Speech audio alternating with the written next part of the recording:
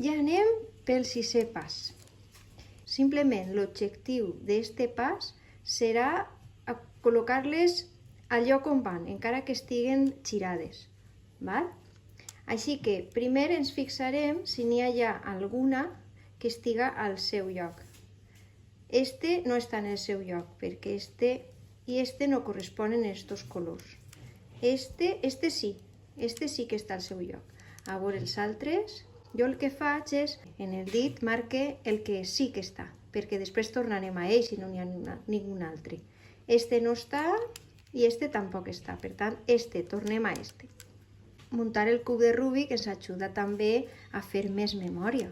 Al tindre ja així localitzat este cantó, farem el següent algoritme.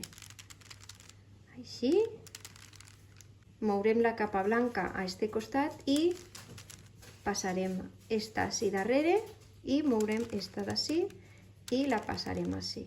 I ara ja és recol·locar. Esta així baix, tornar i esta així baix. Què ha passat? Esta no l'han mogut. Però estes s'han canviat de posició.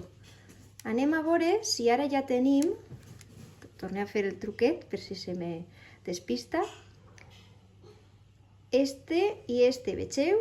Estan col·locades al lloc? Sí, encara que estiga girat. Este i este, mireu, este ja mos ha eixit. Col·locades al lloc i sense girar correctament.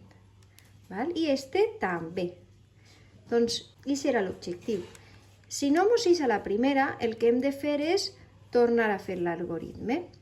A este costat ficaré l'algoritme i estarà acompanyant-nos aquest lletrer fins que acabi l'algoritme. Per a què? Per a que vosaltres després aneu avant i arrere en el vídeo per a tornar-lo a buscar. Per això aquests vídeos que són curtets i que tenen aquesta marqueta ens ajuda a practicar. En aquest punt és molt important que el feu de zero de tant en tant, perquè vos podeu trobar en què memoritzant els següents passos aneu oblidant els anteriors passos i pot arribar a ser frustrant, però bé, aquest exercici també ens ajuda a tolerar aquesta frustració. És una habilitat que ens servirà per a moltíssimes altres circumstàncies que ens trobem al llarg de la nostra vida. Així que seguim en aquest repte. Moltes gràcies per veure'm.